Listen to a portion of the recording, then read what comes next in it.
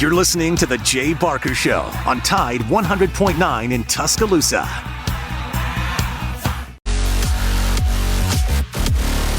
How's everyone today? I hope you're doing well. Well, we got our typical winter weather today, but it's awful sunny, and that's nice, and I hope everyone is doing well. We got several guests that'll be on the show, but first of all, I'd like to offer you the opportunity as well. Just call us up and talk Alabama. If you really, really want to, talk about the whining that continues in our state from to the south, and that's Florida State. Now they're trying to get their attorney general involved. What a mess. And I understood initially, golly, that stinks for Florida State. I had empathy, but my empathy wanes as this complaining continues. It's just, and you know what it's doing, which is just not right? It's taking some of my personal shine. I liked that program. Of course, I started liking it with Bobby Bowden.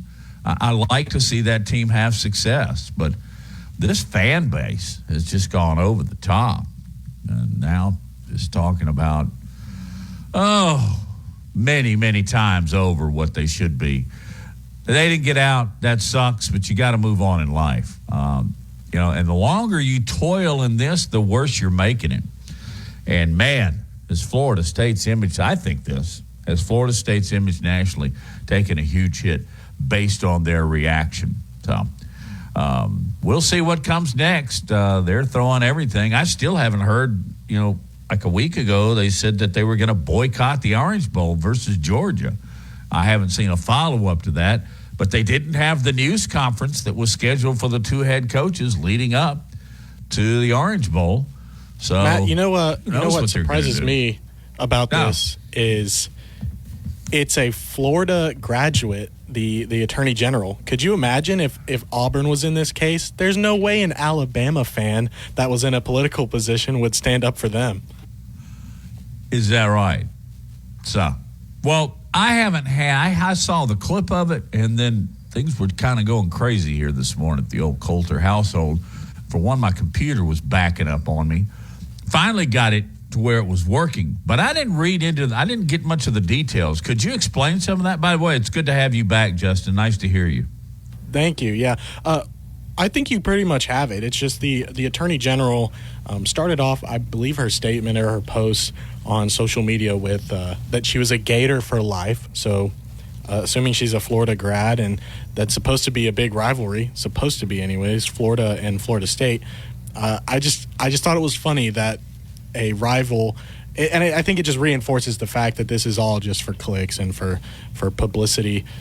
And if the situation was flipped, I don't think you'd see an Alabama fan going, Auburn needs to be in. I think we'd be laughing and rejoicing in the fact. Well, and, Alabama's gotten clipped a little bit, and, yeah, there was a certain amount of complaining, but nothing to the measure of what the Seminoles have done. Of course, I guess in the history of the CFP, nobody's gotten clipped like Florida State have. I mean, I understand. That's got to be awful rough, but there's a time that you need to put that aside and move on with your life. And as I've said yesterday and last week, the best medicine, although nothing will cure this totally, the best medicine is to go beat Georgia. And then again, I'm really, from a football standpoint, not so sure that's going to happen unless Georgia just sits out. A lot of players decide to sit out. Lars, have you had about enough? And here I am continuing it because I'm complaining about their complaining. But I about had enough about Florida State.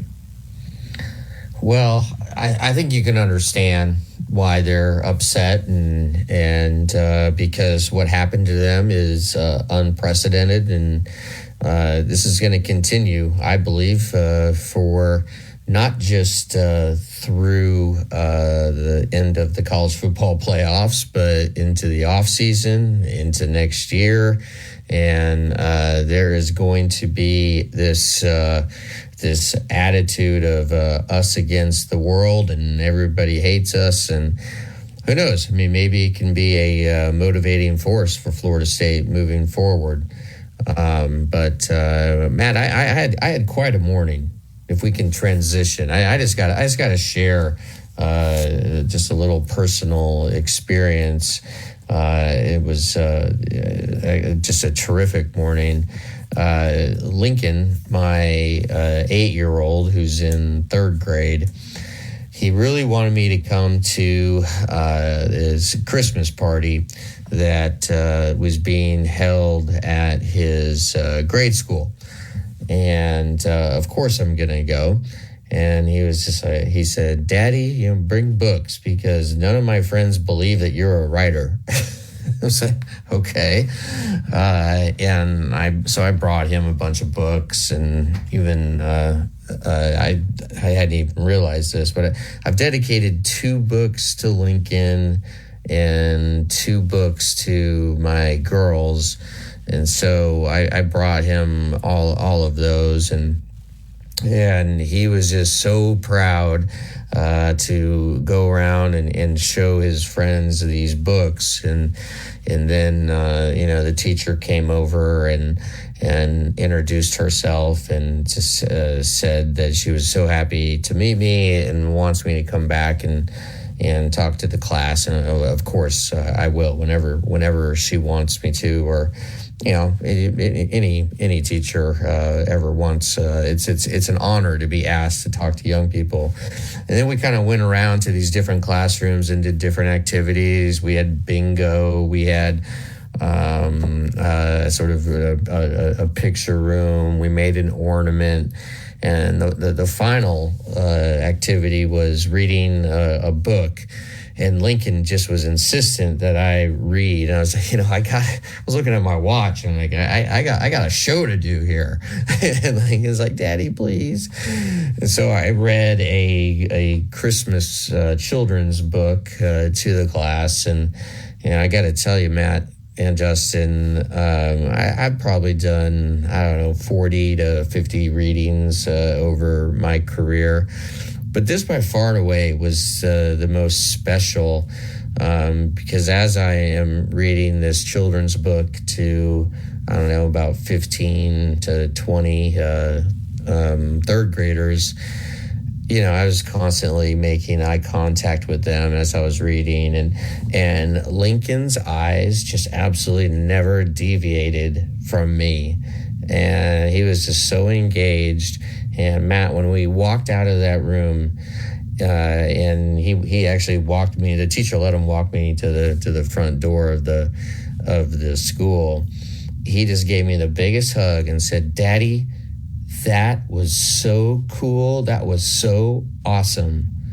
He said, "I love you so much."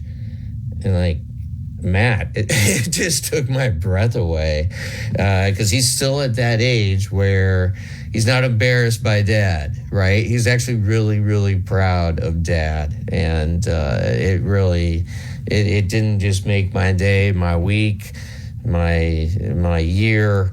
I mean, it's one of those life experiences I'll just never forget. Well, I'm glad you were able to experience that. That's obvious. It meant something to you. More so to Lincoln, because he'll remember that when he's our age. Do you remember anything that you experienced like that when your kids were little and you were doing a television and you'd take them to the studio and they'd see you, or anything similar? Dad, I have a similar one that took place this time of year that I'll share with you later in the program. How about that for the longest tease ever? But Mike Rodak from Bama 24/7 is going to be with us on the other side of the break. And we'll remind you that this show is being presented by Haley Sansing, Union Home Mortgage.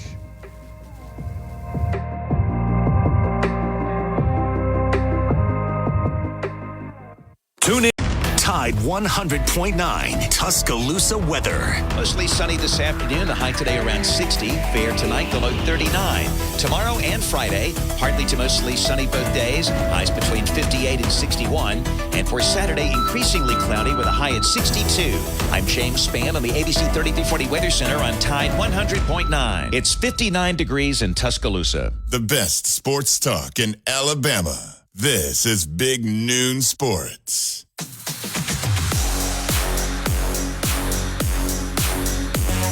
Much of our programming is brought to you by Laura Lee Thompson, the Bama broker, Advantage Realty Group.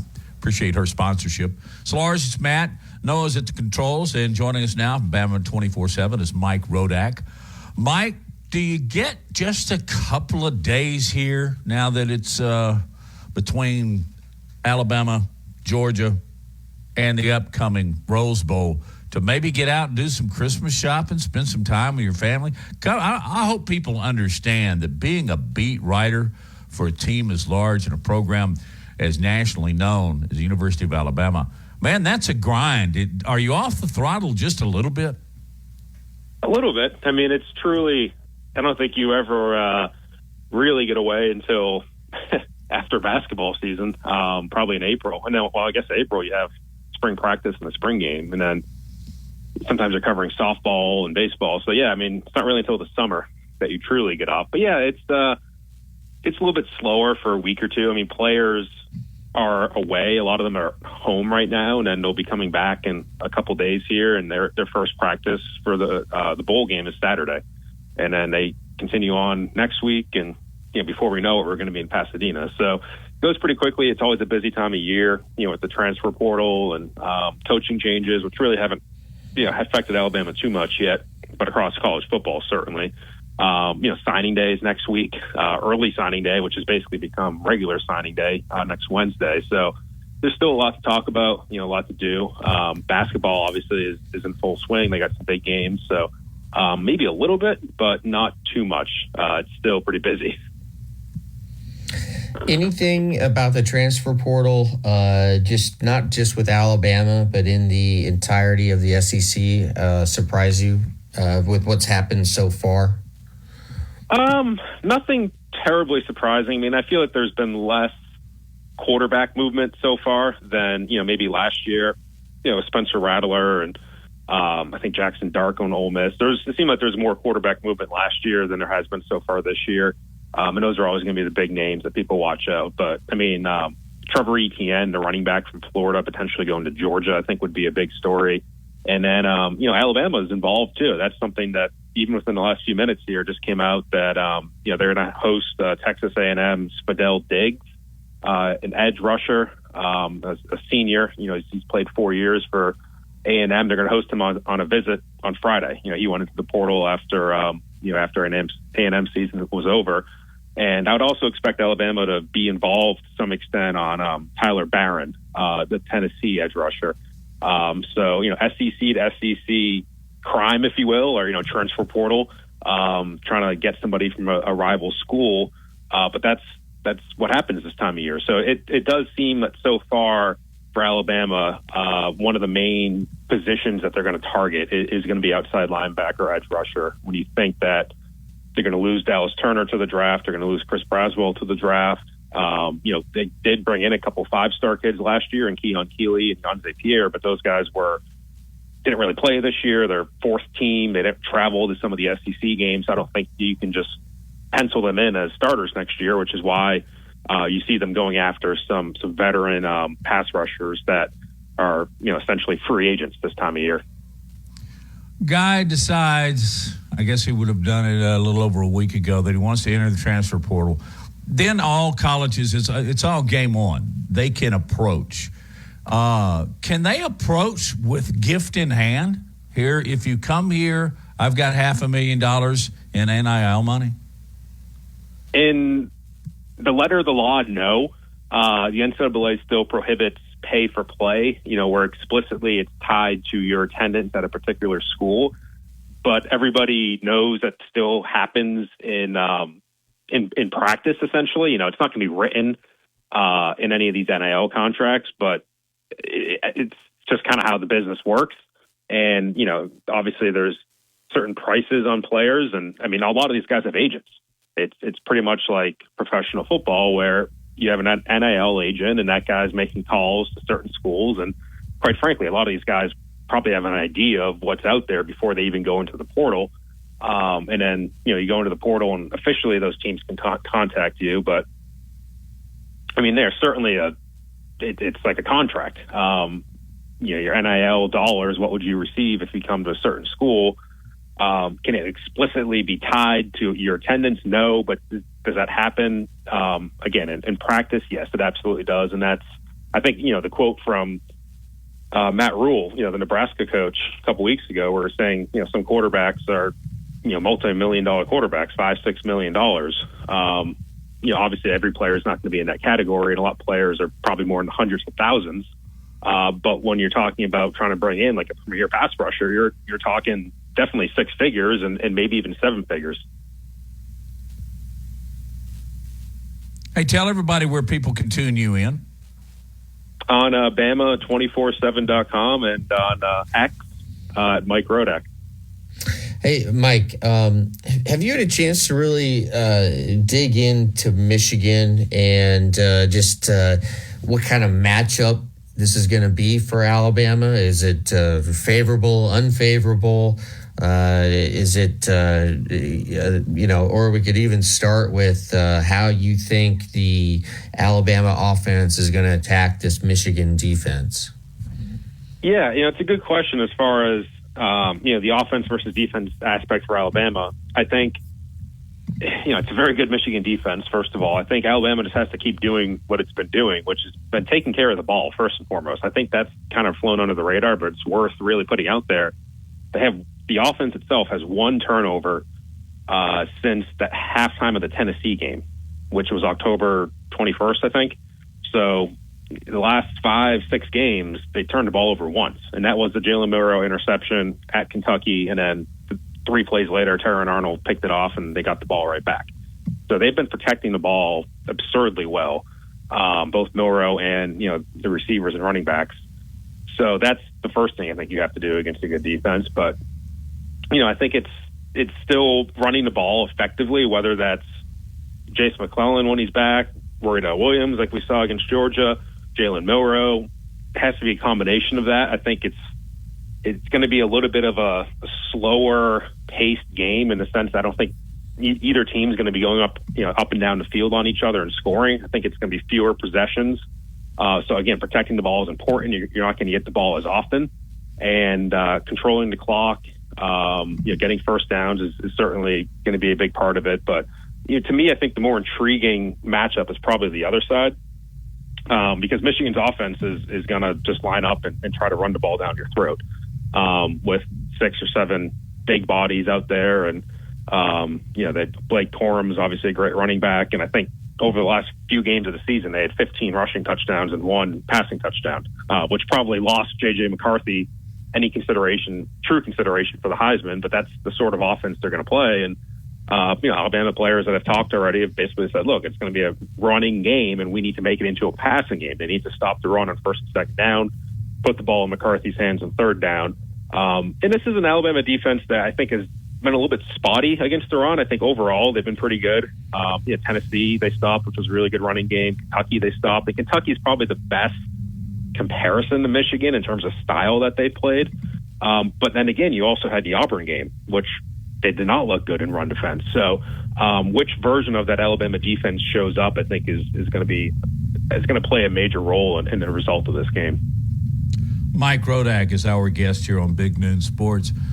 From a national perspective, I don't think Jim Harbaugh is winning any, popularity contests. And from a national perspective, people have their, Saban and Alabama fatigue. So when these two face off with the fans not in Michigan or Alabama, do they look at this as two Darth Vaders playing, or because of the Harbaugh deal and sign stealing, does Alabama have a little national attention and more people want to see them beat Michigan?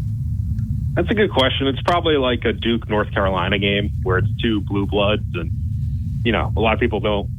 Back when he was coaching, a lot of people that love Coach K, but a lot of people didn't really like North Carolina either. And both were two great schools, or both two great teams. Obviously, it's the same case here. So I don't know. I think there's been a lot of momentum in terms of people, thinking Alabama is a much better team. And at first I thought it was a little bit overblown, coming out of the LSU game, coming out of the Kentucky game. I think people were super excited about this Alabama team. And I was still thinking all right, they still got to get through the Iron Bowl. They still got to get through Georgia. Like I was saying, pump the brakes a little bit. Now they've done that, granted by the skin of their teeth against Auburn. I think the excitement is certainly warranted. And I think it's fair to say they could be the favorite to win a national title. I know the betting odds slightly favor Michigan right now, but Alabama's very closely number 2. So there's a lot of people out there that are kind of jumping back on the Alabama bandwagon. So there might be some excitement nationally for that. But look, I think in either case, whether it's Michigan or Alabama, I think if whatever team's going to the national title game in Houston, there's going to be a lot of fan national sentiment for the other side, especially if it's Washington and it's Michael Penix and people kind of love the underdog story. I think people are going to be rooting for that side, or even Texas kind of getting back. Is Texas back? Is Steve Sarkisian going to beat Saban again? Like, I don't know how people will fall in this one, but I certainly know whoever's in the national title game is not going to get a ton of national love playing against whoever they play against. Mike, I know you do a lot of radio interviews and just a lot of interviews in general because you're pretty dang good at doing this. What's the most common question you're getting? And I'd be curious, has any journalists, reporters, radio guys, radio women called you from the Michigan area and just wanted your sort of analysis?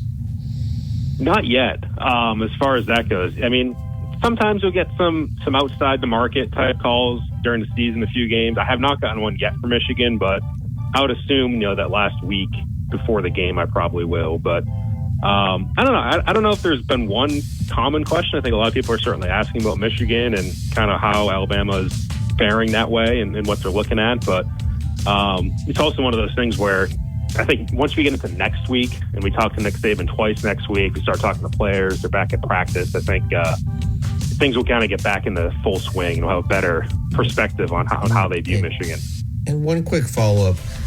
How do you think J.J. McCarthy would do if he played in the SEC? I mean, this is a tough question, right? Because this is a ultimate hypothetical because we don't know. But just your thoughts. It's a good question. Yeah, I mean, I haven't watched enough of him to really get a great feel for him, but it's a double-edged sword in that I think obviously he's going up against better defenses, or at least, I think there's obviously better talent in the SEC, but there's also better talented wide receivers. Like give him a Malik Nabers or Xavier Worthy, if you're looking at Texas in the SEC, like I think he could do really well, with a receiver like that. So, I don't know. It's one of those that's it's tough to say, but McCarthy does seem to have some decent momentum for the NFL draft. I've seen some projections with him in the top 10. So we'll have to see kind of how that shakes out. Obviously, this game's going to go a long way to determining how he can play against guys that will be going to the NFL next year, of which there will be many on this Alabama defense. Can you hang through the break with us, Mike? You got it. Mm-hmm. All right. With Bama 24/7, Mike Rodak, our guest, will continue after this brief message.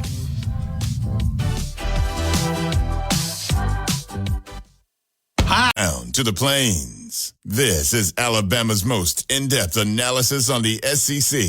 This is Big Noon Sports.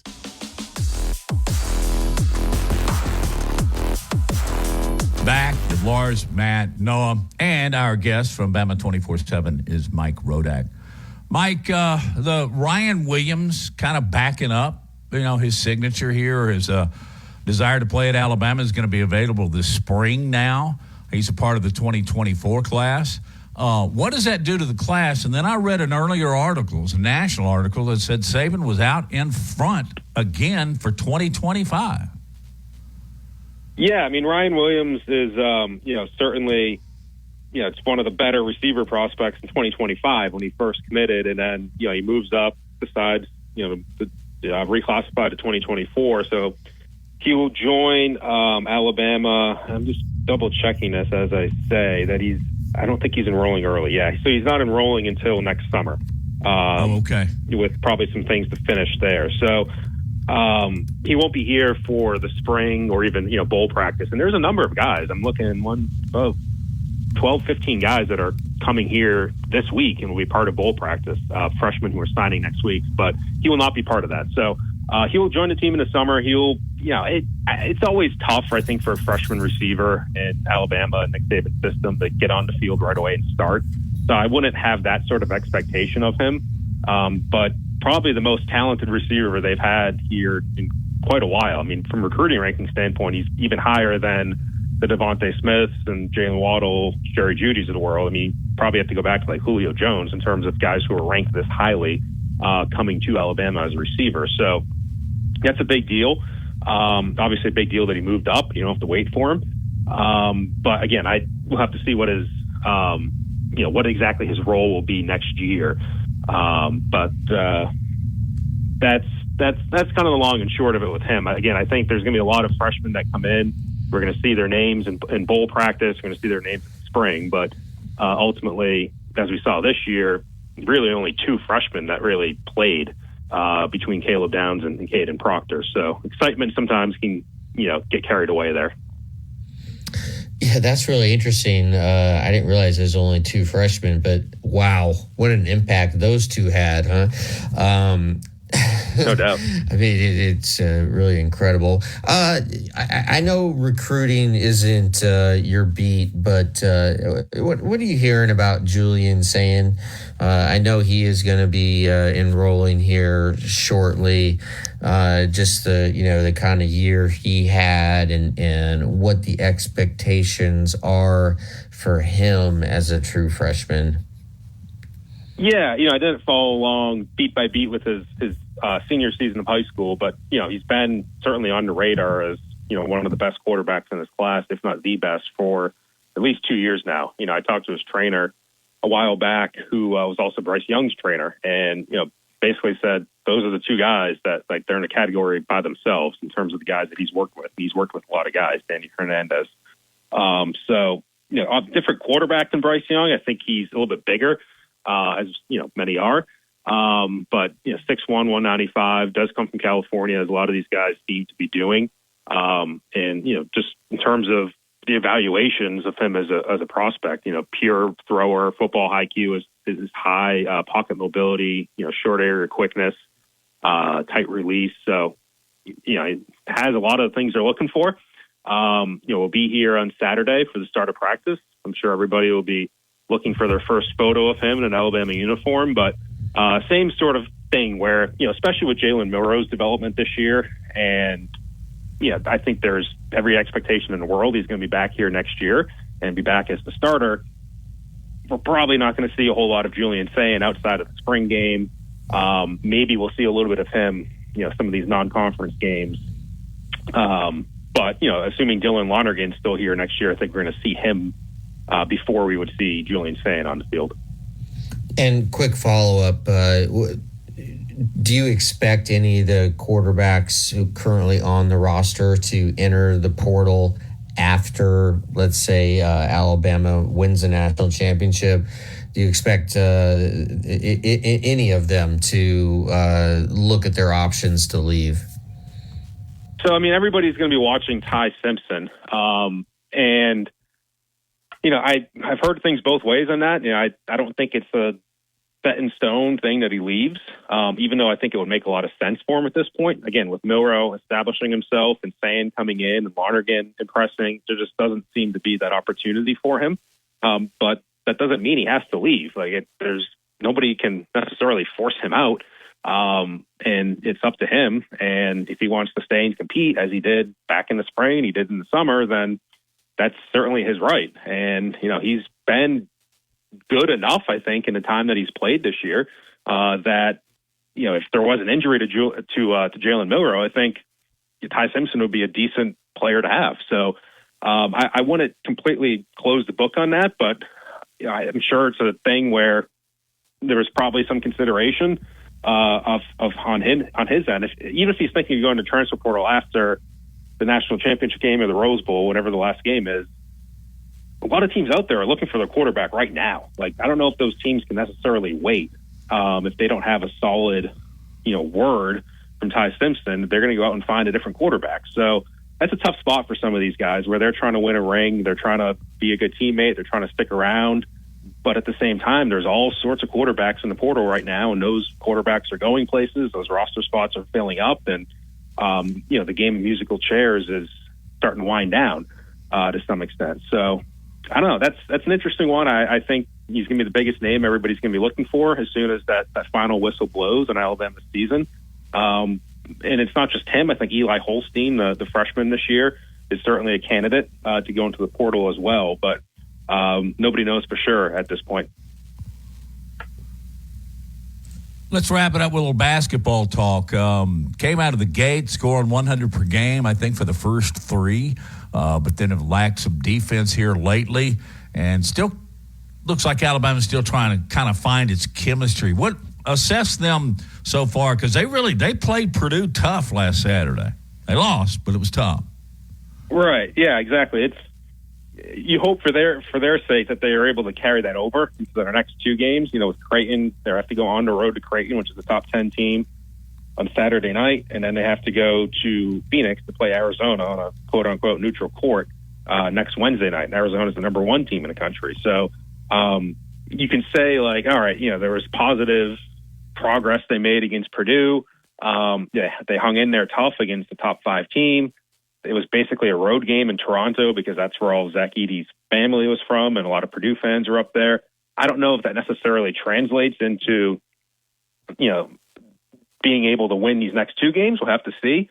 Again, the defense is the major issue. The rim protection, I think, there's some signs of promise from Muhammad Wagi, who's kind of taken over from Nick Pringle as a starter.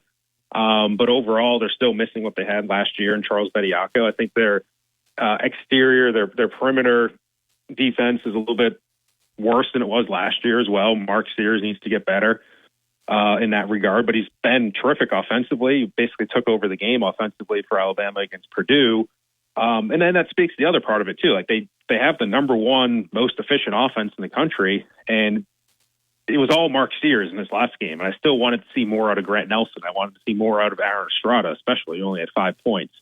And that was one of the things that Nate talked about, too, was this is a big game. And Mark Sears has played in big games before for Alabama. Grant Nelson and Aaron Estrada, coming from a lower level of basketball, haven't exactly done that. And I don't really think they stepped up to the plate as much as Sears did in that last game. So we'll have to see if that changes, over these next two. But, there's talent on this team. I think they're capable of winning a lot of SEC games, but if they have the 87th ranked defense in the country, this is going to be a tough road for them to follow if they're going to try to get back to, the Sweet 16 again, like they did last year.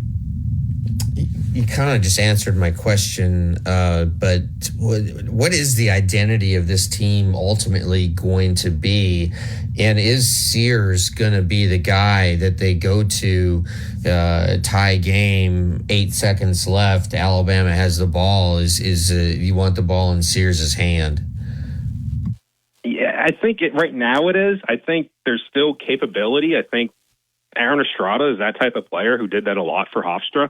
Scored a lot of points for him. And then Grant Nelson is that unicorn at 6'11" who can handle the ball. And, his shooting was the biggest issue for him, which is why that's why he didn't stay in the draft. His shooting has still not been great this year. So I don't know if you necessarily want him, chucking up a three with the game on the line, but it could be any one of those three guys.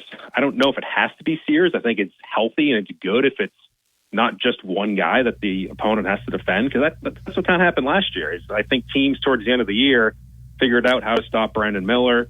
Brandon Miller was just slowing down a little bit in terms of hitting his shots, and the rest of the offense going to pick up the slack. And I don't know if you want the same thing to happen where you're just relying on Mark Sears every game, and you have Estrada and Grant Nelson that aren't being necessarily elite offensively. So they're capable of doing it. I just don't think we saw it out of them in this last game. Mike, you always just give us fantastic stuff. We appreciate that. Merry Christmas, and we will talk to you again very soon. You as well. Thank you. Thank you. Mike Rodak. Thank you, Mike. Great stuff. Catch up with him at 24/7, Bama 24/7. His articles appear on a very, very regular basis. All right, when we get back, let's talk some Elvis, and I got a quick Christmas story for you involving children. It was kind of funny, kind of cool. You're listening to Big Noon Sports.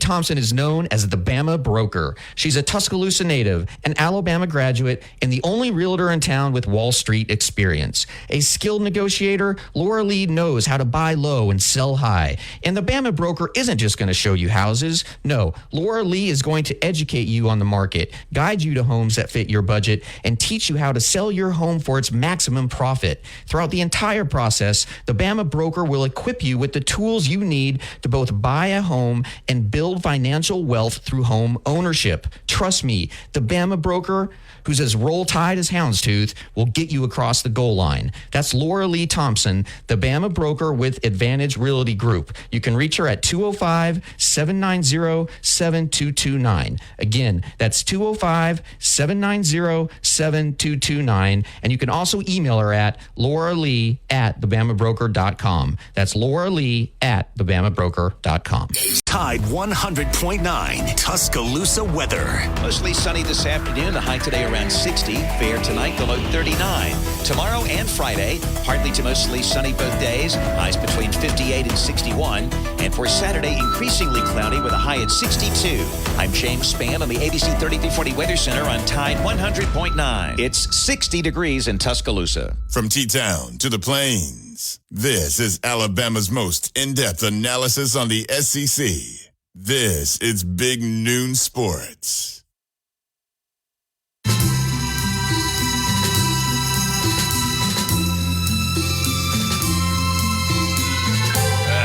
all the Elvis songs, 7 lonely days.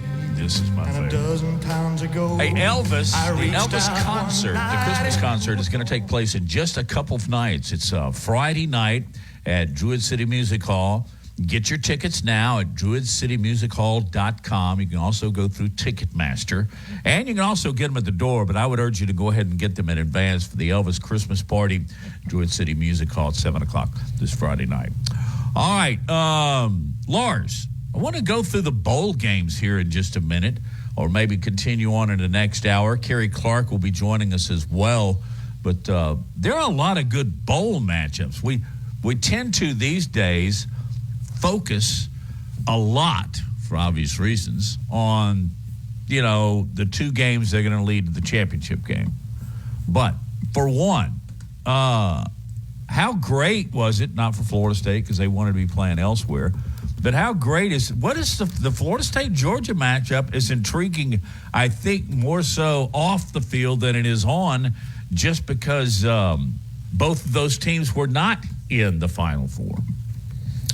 Yeah, I absolutely love it. You got to wonder how many of the Georgia guys are going to sit out. And just because they're obviously not playing for the national championship and Georgia has such a loaded roster, you don't want to risk injury at that point. So who knows if it'll be a fair fight or not, and the motivation that goes into this. I think Florida State will be far more motivated than Georgia. This, to me, has the feel of Alabama, Utah, Alabama, Oklahoma. I would not be surprised at all if Florida State wins this game. How about you? What do you think about this matchup? I go back to something that you said initially. And that's how many Georgia players are going to come out and protect in order to go to the NFL draft.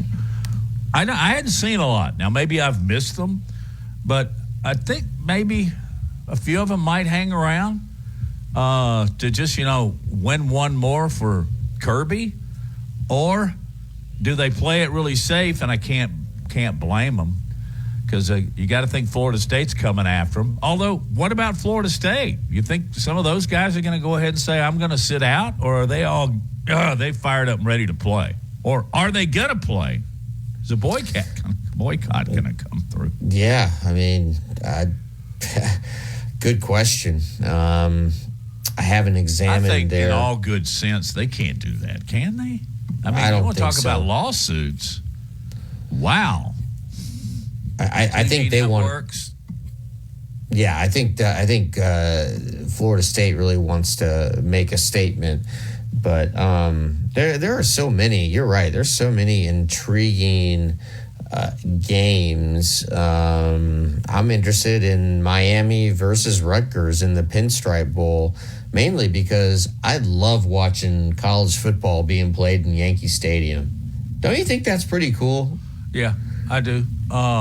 And they do a few events like that. But I don't know if it's Yankee Stadium or at Fenway. Do they play a hockey game? Somebody opens it up and plays hockey too, which I think is very, very cool. I'm interested in the Gator Bowl, Clemson, Kentucky.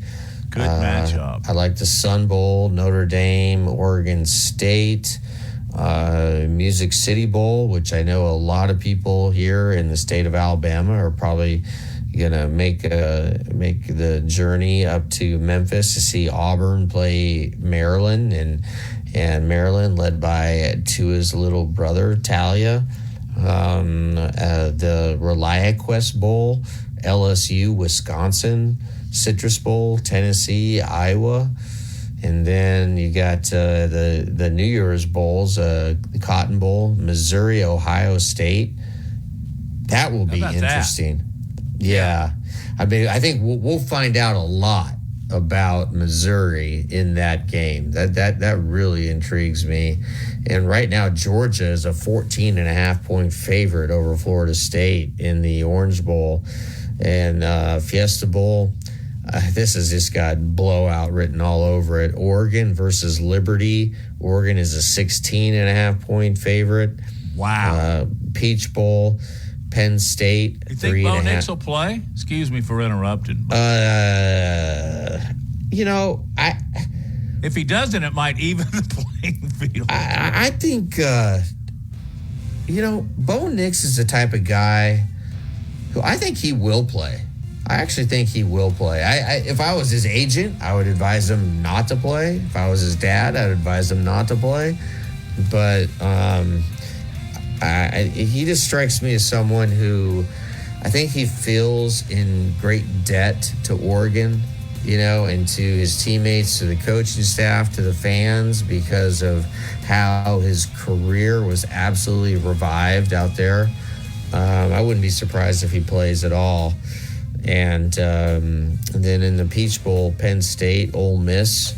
Penn State, 3.5-point favorite. That's a great matchup, too. Yeah, I mean, there are a lot of really good matchups. As we go to the top of the hour, it's the SRS Distribution Las Vegas Bowl. That's a mouthful. But it's the Utes of Utah playing Northwestern. Northwestern made a bowl. Wow. Yeah. Skip Holtz might have had a little something to do with that. Hey, top of the hour, halftime. We'll be back with the second half of Big Noon Sports in just a moment.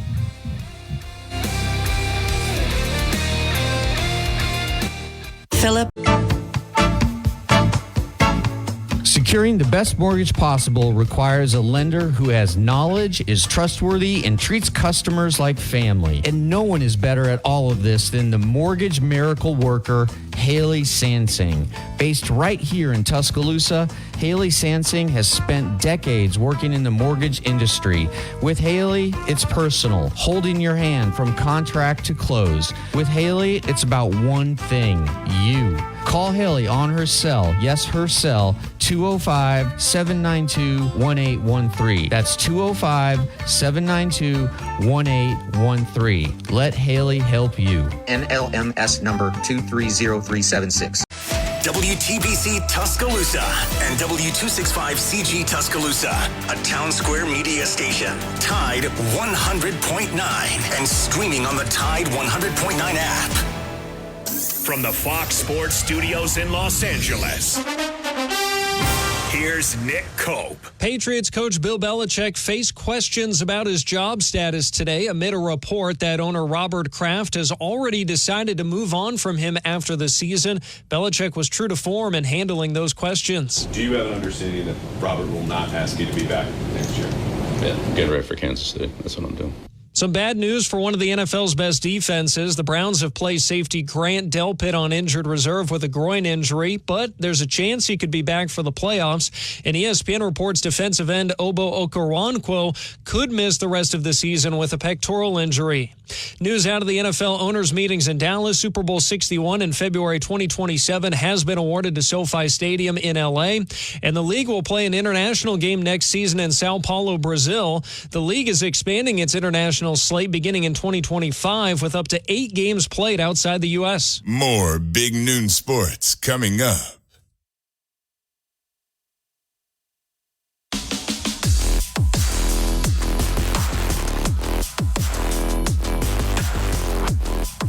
It is Big Noon Sports presented by Haley Sansing, Union Home Mortgage. She is the miracle, I'll get this right, I promise. She is the mortgage miracle worker. It's a little bit of a tongue tie. But anyway, you need any information in that, just go see Haley. All right, just saw this. I don't think it's going to surprise anyone. Dallas Turner, Sporting News, not just an All-American consensus. That means everybody agrees that he is one of the top 2 edge rushers in the United States of America. Also, I saw this, thought it was very interesting. Lars knows Carson pretty well. He's been signed as a long snapper with the Rams because the Rams long snapper was injured. And sticking with the NFL, as you just heard from our Fox Sports report at the top of the hour, Bill Belichick, in a very Belichick-type fashion, said, I'm getting ready for Kansas City. When asked whether or not he will be back, he was asked if Kraft was going to invite him to stay back or not. This was on the or not side. And he gave a very typical Bill-like answer, short to the point, muffled, had his head down.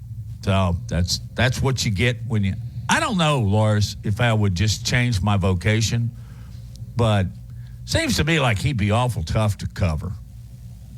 I don't think I'm going to apply for that job. Yeah. I have a lot of friends who do cover him day in and day out, and it's like getting blood from a stone to get him to say anything. And Tom Brady's dad once said that the ideal team for Bill Belichick is if everybody is just named Joe. And the one is no player gets any special attention, because he absolutely would not give Tom Brady a compliment. And you got to understand, there's a interesting dynamic going on here between Robert Kraft and Bill Belichick. Robert Kraft absolutely considered Tom Brady to be like his 5th son. Robert Kraft has 4 sons. When his wife, Myra, died from cancer in 2011, Tom Brady and Giselle lived literally like 200 yards from Kraft's house. And Tom would be over there almost every night with Robert Kraft. And Tom would make sure that, he would get Kraft to go out to dinner. He would constantly be texting him, checking on him, and their relationship was incredibly close. Now, Bill Belichick, Tom Brady never once had a lunch, never once had a dinner, never had any social interaction with Bill Belichick. When Tom Brady passed, he got to 50,000 yards, and I think first quarterback in history to get to 50,000 total passing yards. His comment was, we're not big into individual accomplishments, but that's quite a thing.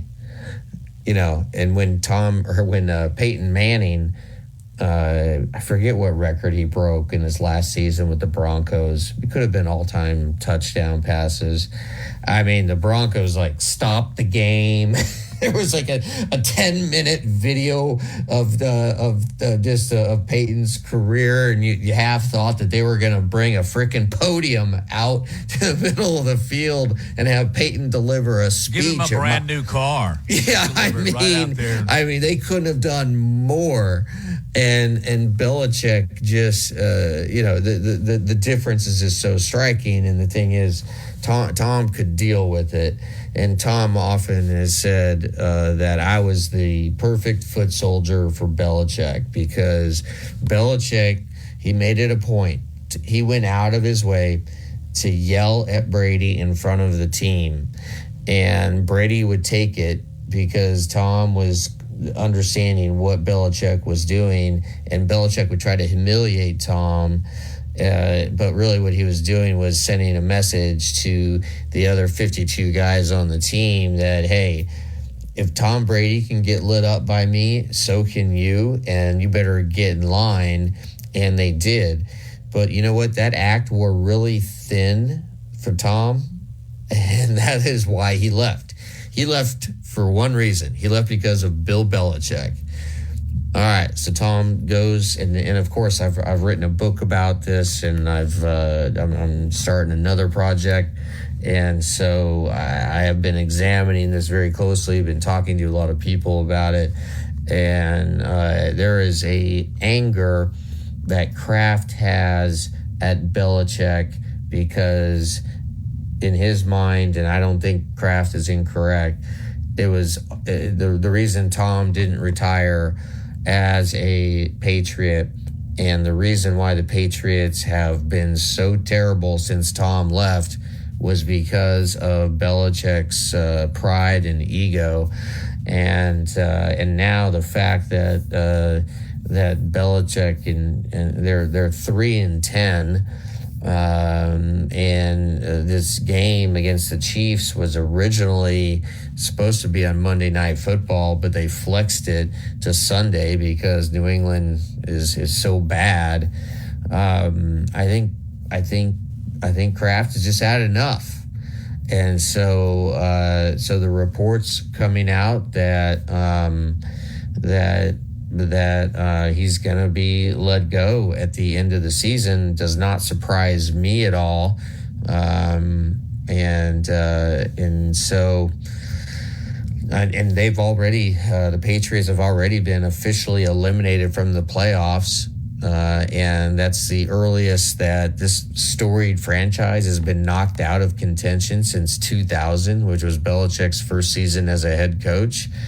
And I think he's gone. Now, is Belichick going to force Kraft to fire him, or will he go out with some dignity? I think he's going to force him to fire him, because that's just kind of who Belichick is. And there is a different version of Bill Belichick from what we see, right, at the press conferences, and just saying, I'm getting ready for Kansas City. I'm getting ready for Kansas City. I mean, the guy can be warm and personable in the privacy of his home and in his office, of course. But you'll love this. When Brady won his first Super Bowl in 2001, Belichick's daughter was 17, and she just had the biggest crush in the world on Tom Brady. You know, just like every other teenager who followed pro football, and Belichick was not happy about that. A long story short here, or long story long, I think Belichick is gone. I really do. And I hope that he and Kraft can come to, some agreement, again, of going out with some dignity and maybe a little celebration of what Belichick has done. But Matt, do you consider Belichick to be the greatest coach in NFL history?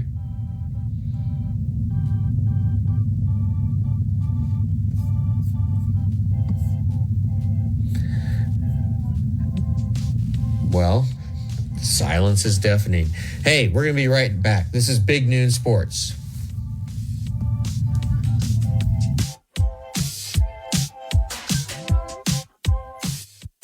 Laura Lee Thompson is known as the Bama Broker. She's a Tuscaloosa native, an Alabama graduate, and the only realtor in town with Wall Street experience. A skilled negotiator, Laura Lee knows how to buy low and sell high. And the Bama Broker isn't just going to show you houses. No, Laura Lee is going to educate you on the market, guide you to homes that fit your budget, and teach you how to sell your home for its maximum profit. Throughout the entire process, the Bama Broker will equip you with the tools you need to both buy a home and build financial wealth through home ownership. Trust me, the Bama Broker, who's as roll tide as houndstooth, will get you across the goal line. That's Laura Lee Thompson, the Bama Broker with Advantage Realty Group. You can reach her at 205-790-7229. Again, that's 205-790-7229. And you can also email her at lauralee@thebamabroker.com. That's lauralee@thebamabroker.com. What's holding Tide 100.9 Tuscaloosa weather? Mostly sunny this afternoon. The high today around 60. Fair tonight, the low 39. Tomorrow and Friday, partly to mostly sunny both days. Highs between 58 and 61. And for Saturday, increasingly cloudy with a high at 62. I'm James Spann on the ABC 3340 Weather Center on Tide 100.9. It's 60 degrees in Tuscaloosa. This is the Big Noon Sports Network.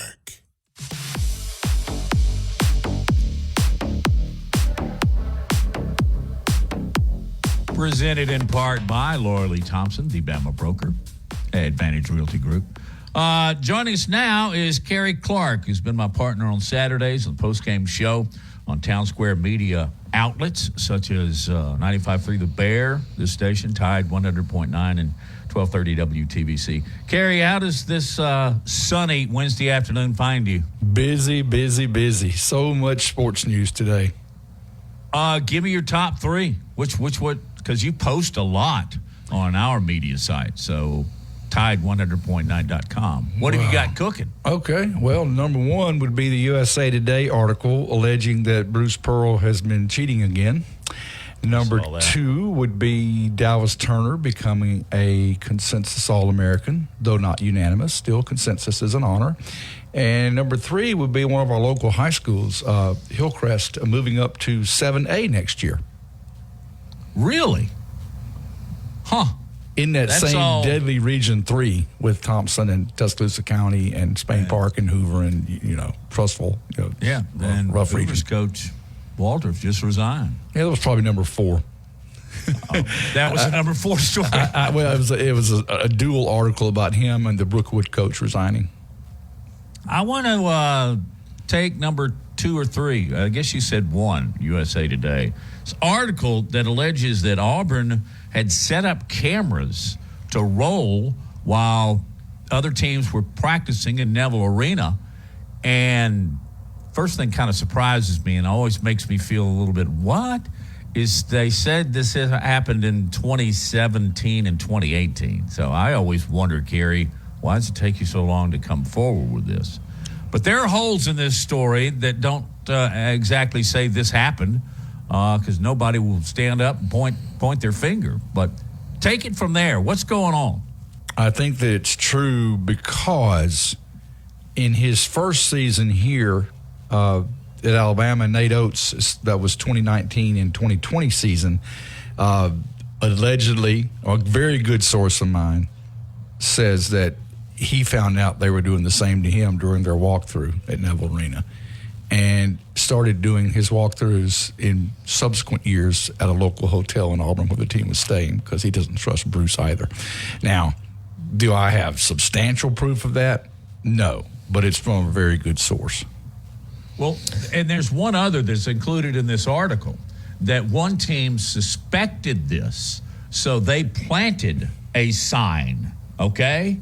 And then it was used. Auburn knew it the next day, according to this report, and that confirmed that they knew that they were doing something in their practices the day or the night before. Very interesting. You can't put it past them. How ironic is it that Alabama's biggest rival in basketball and football is being accused of this on the heels of their next football game against the other program that's being accused of it, which is Michigan. We're just sign-stealing opponent U. That's interesting. I want to move to another story that you just mentioned, and that's Dallas Turner. What in your mind has been the biggest difference between Dallas Turner last year and Dallas Turner this year? And can you draw any comparisons to Will Anderson, who is just absolutely tearing up the NFL in his rookie season? I don't particularly compare him to Will Anderson per se, because Will Anderson to me was right up there with Derek Thomas, Lars. And I know that's high praise. And as good as I think that Dallas Turner is, I'd probably compare him more to a collegiate Cornelius Bennett, which is also high praise. But DeBiscuit and Derek were, in two different realms there.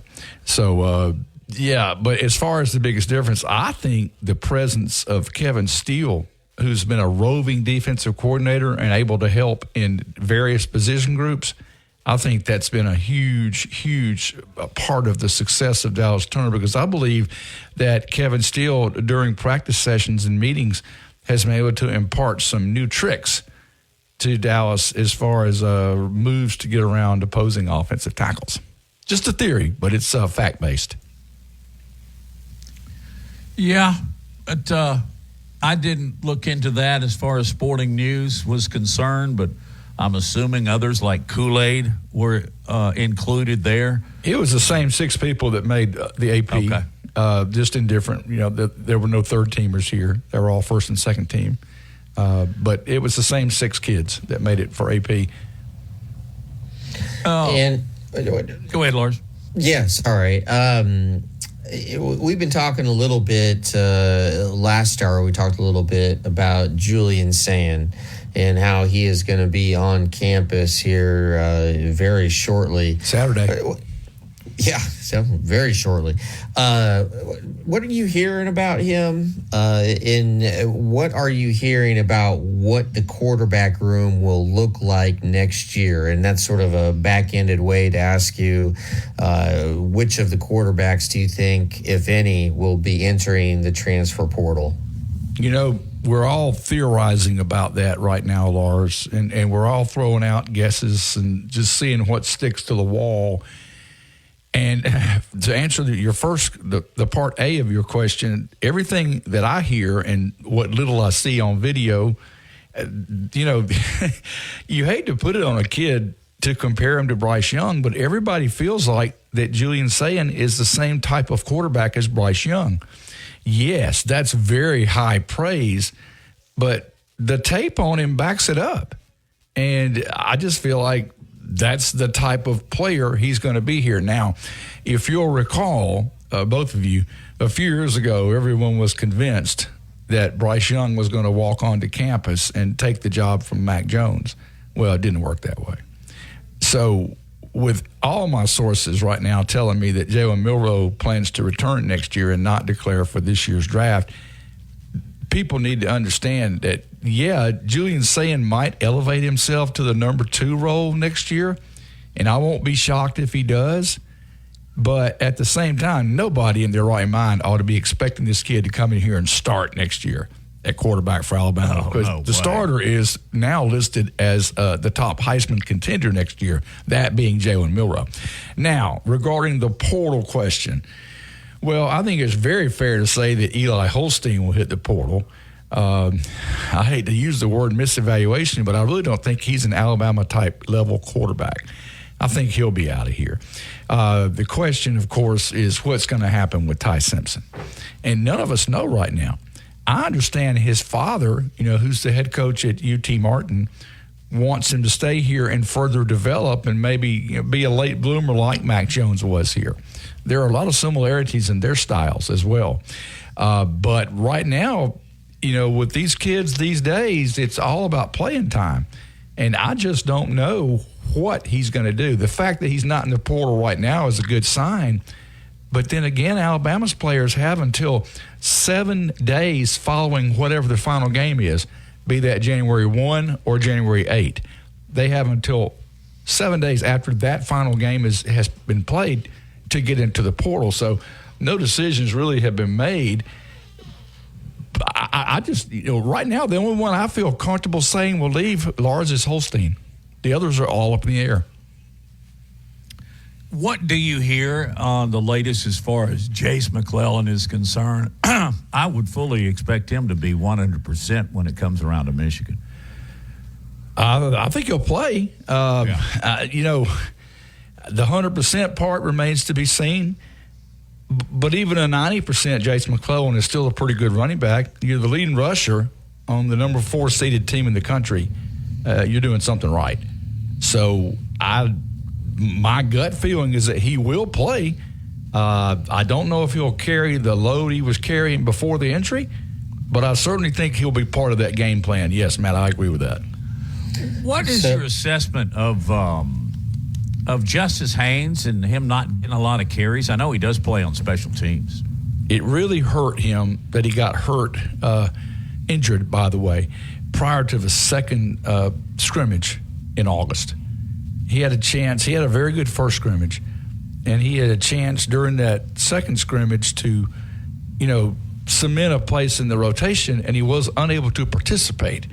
And therefore, he fell behind a little bit. And the thing is, with true freshmen, running back is not the easiest position to get on the field, because most true freshmen, and this goes back to even before Derrick Henry, heck, this probably goes back to Bobby Humphrey, most true freshmen are not called upon when they were in high school to do a lot of pass blocking. They're just not part of the blitz pickup package. So I don't know that that's the deal with Justice Haynes, but what I do know is that the people that are playing ahead of him are more experienced, and Saban leans on veterans. I mean, gosh, Roy Dale and Jace have both been here 4 years, and even though Jam Miller is only in year 2 with the program, he still, had another full year of practice and weight room and all that experience, and he got into some games last year, and he knew the deal more than Justice. It's hard to play 4 running backs, when there's only one at a time on the field.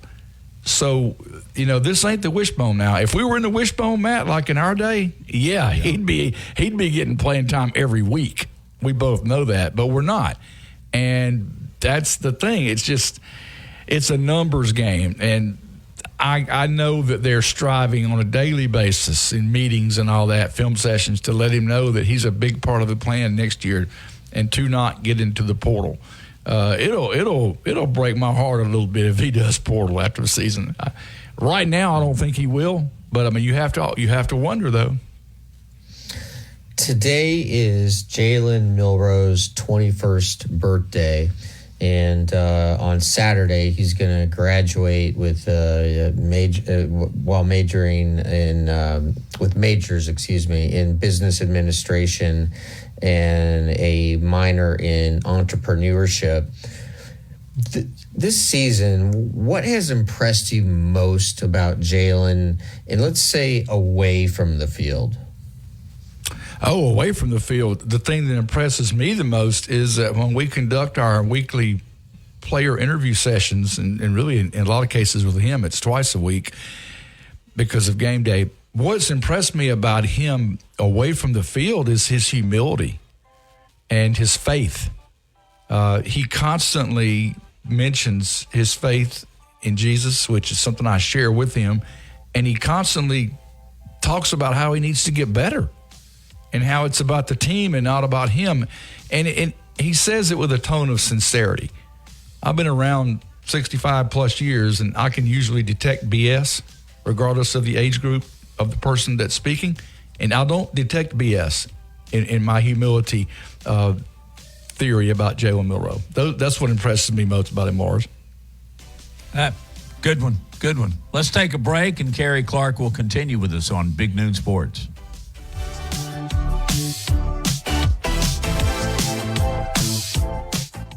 It's time to ring in the new year right. Bama, a winner over the Georgia Bulldogs, claiming the SEC title. It's the Alabama Crimson Tide and the Michigan Wolverines in the college football playoff semifinal at the Rose Bowl.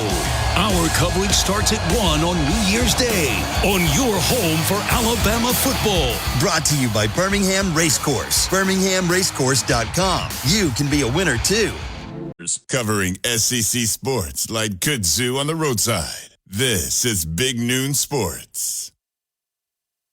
I'll have a blue Christmas without you.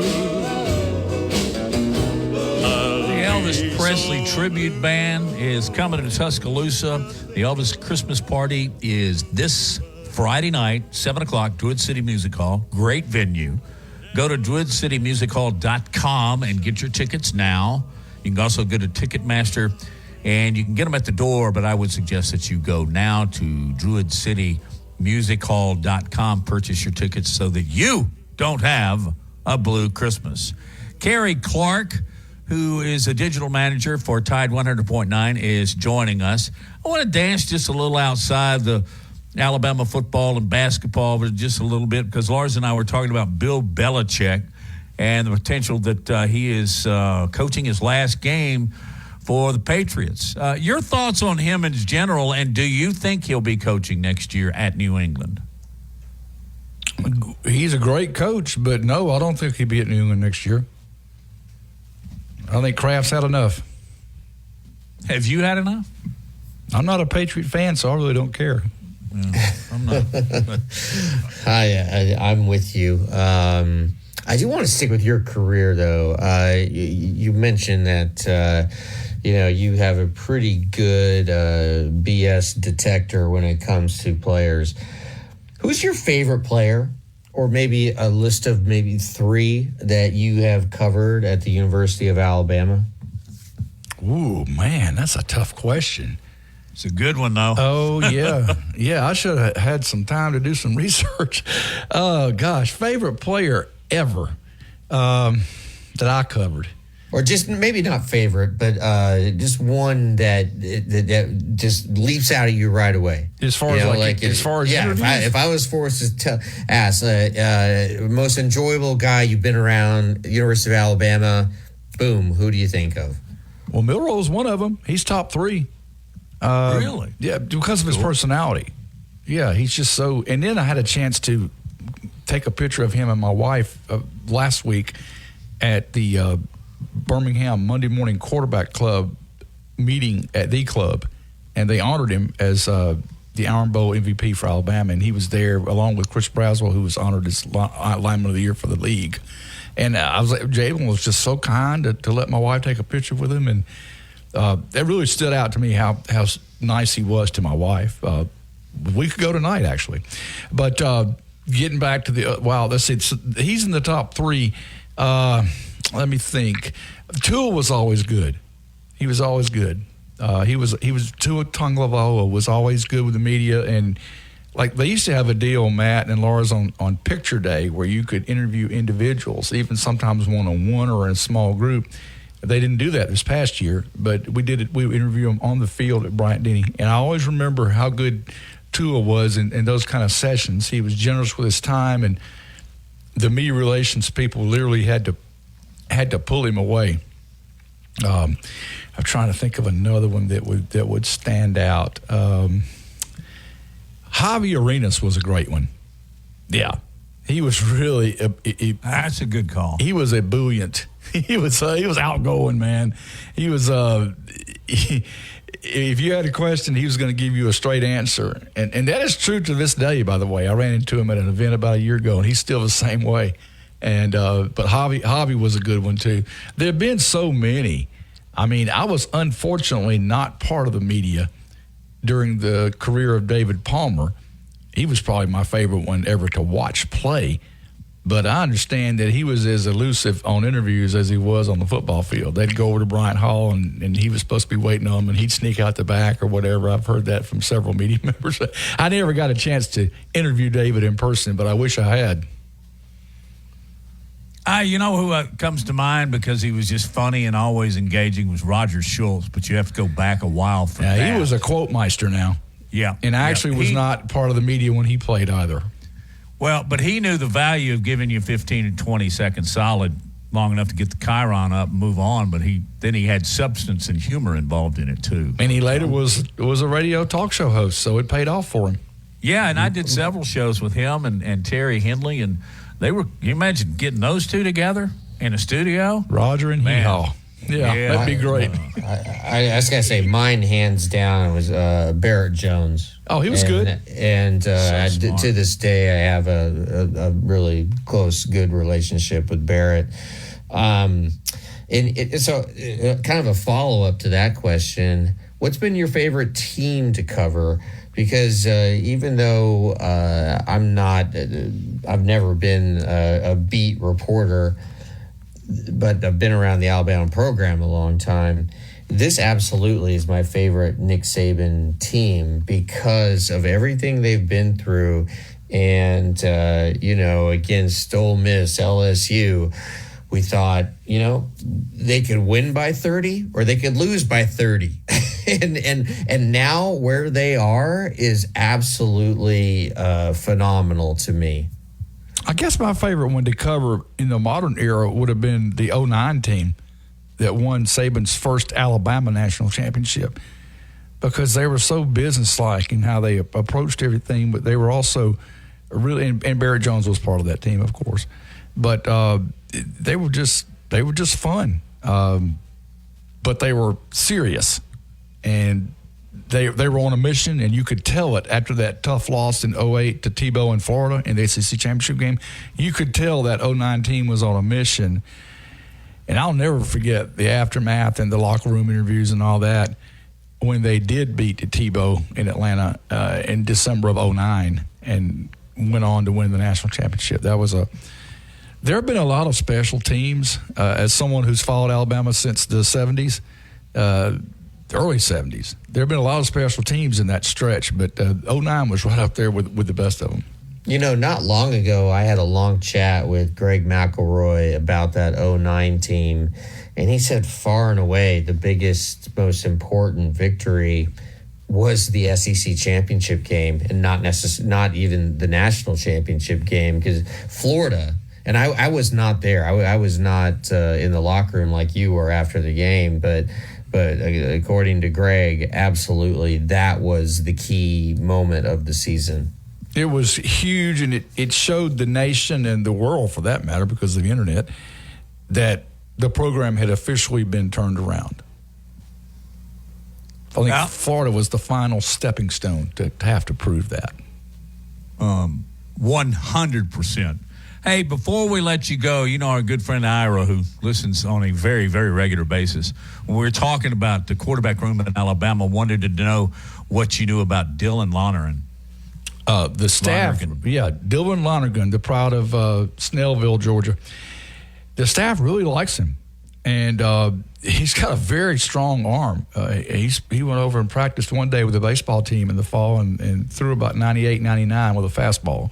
So he's got a very strong right arm. He's pretty accurate. He's very knowledgeable. They felt they needed to redshirt him this year. And since I know Ira's listening, let me throw one more thing out there for him, Matt, regarding quarterbacks.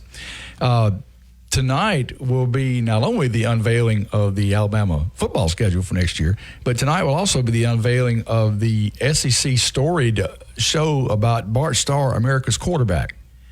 And I'm telling you this because one of my best friends in the world, Randy Walls, is celebrating a birthday today. And Randy's father, Clay Walls, was Bart Starr's backup at Alabama under Coach Ears Whitworth. And Bart stayed hurt a lot of the time, so Clay played a lot of quarterback during those few years. So happy birthday, Randy. And Ira, glad you're listening. And I would advise you to watch that Bart Starr show tonight, or at least DVR it. Speaking of Bart Starr, got a great story about him and Vince Lombardi when we get back. But first, let's say goodbye to Kerry Clark. Thank him for his time. Kerry, we'll do this again soon. Enjoyed seeing you at the Christmas party Monday night. Thank you for having me, and a good time was had by all. Thank you, Kerry.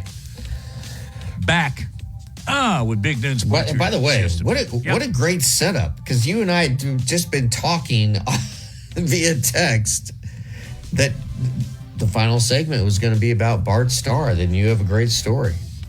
Yep. Well, Carrie knows the drill really well. Back with Big Noon Sports.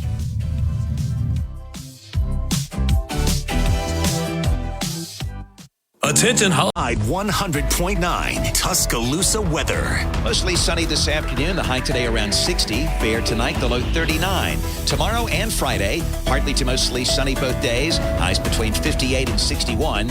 And for Saturday, increasingly cloudy with a high at 62. I'm James Spann on the ABC 3340 Weather Center on Tide 100.9. It's 60 degrees in Tuscaloosa. The best sports talk in Alabama. This is Big Noon Sports. It is Big Noon Sports. Brought to you by Laura Lee Thompson, the Bama broker. And we welcome you back for the final segment here on a Wednesday. And I guess I've been trying to get to this story for a little while, but very much enjoyed our time with Kerry Clark. But a little while ago, Lars was talking about relationship between Tom Brady and Bill Belichick, which was trying, to say the very least. It reminded me of a story that my childhood hero told me. That's Bart Starr. When he first got to Green Bay and it was established that he was going to be the quarterback, Lombardi told him, he said, this is your team. Lead them. And so he went out there and they were having a practice, and Starr did something wrong, which was a rarity.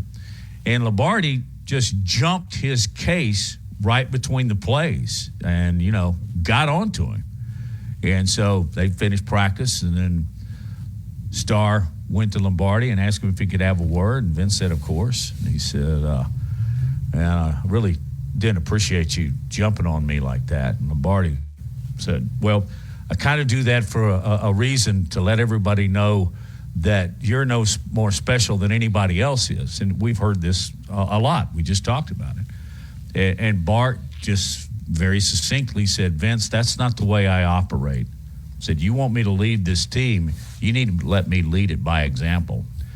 Lombardi never got on to Starr again. And, of course, Bart Starr went on to win, I think, 3 NFL championships and then 2 Super Bowl championships. So it all comes down to the different character, the different people that you're working with.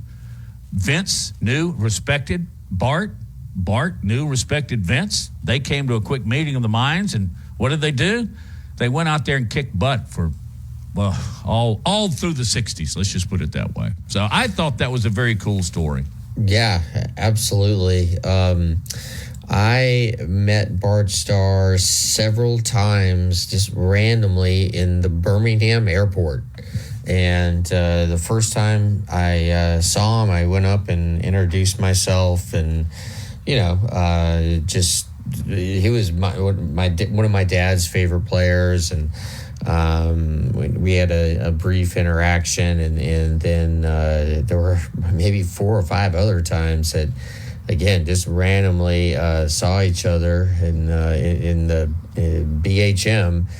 And toward the end of his life, the Bleacher Report editor asked me, hey, what's a unique way to cover the Super Bowl? And then I just had, I think, small kids at the time, and I was like, well, what if I watch a Super Bowl with Bart Starr? And I ended up getting in touch with Bart's wife, and Bart just wasn't in any kind of physical shape to do anything like that, but she couldn't have been more gracious. But Matt, what were your personal interactions with Bart Starr over the years? Well, the first time I interviewed him, it was here in Birmingham when I was at Channel 13. And he was the speaker for the Monday Morning Quarterback Club. It's tradition that the TV guys would all get a couple of minutes with the guest speaker, and that's what happened. And I felt it. I wanted to tell him how much he meant to me growing up, and how my father is the one that turned me on to the Packers, saying their quarterback went to Alabama, was from Montgomery. And so I told him that very quickly, and I said, if you're all right, Mr. Starr, could I please, ask you a few questions? And he said, only if you call me Bart. He said, Matt, my name is Bart. And then the fact that he said that, which I thought that was very humble, and then he called me by name, which meant, he watched me on television. How else would he know? But I got flattered twice there, and I appreciated it. And by the way, Cherry Starr was absolutely a great quarterback's first mate, or how you would. She just played that role and was wonderful, and I got to run into her a few times, and what a sweet woman. The Stars were just class people from every possible aspect. So there you got that. Yeah. Absolutely, and I wish I could have spent more time with him. A little bit of breaking news. It just came out about 2 hours ago, so maybe some of our listeners have heard this. But the NFL has announced where the next 4 Super Bowls are going to be played.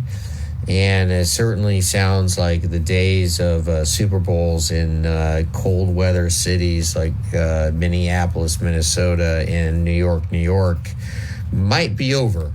So in 2024, as we know, February 11th, 2024, it's going to be played at Allegiant Stadium in Las Vegas. 2025, it's going to be at the Superdome in New Orleans. 2026 going to be at Levi Stadium in Santa Clara, California, which is a really beautiful stadium.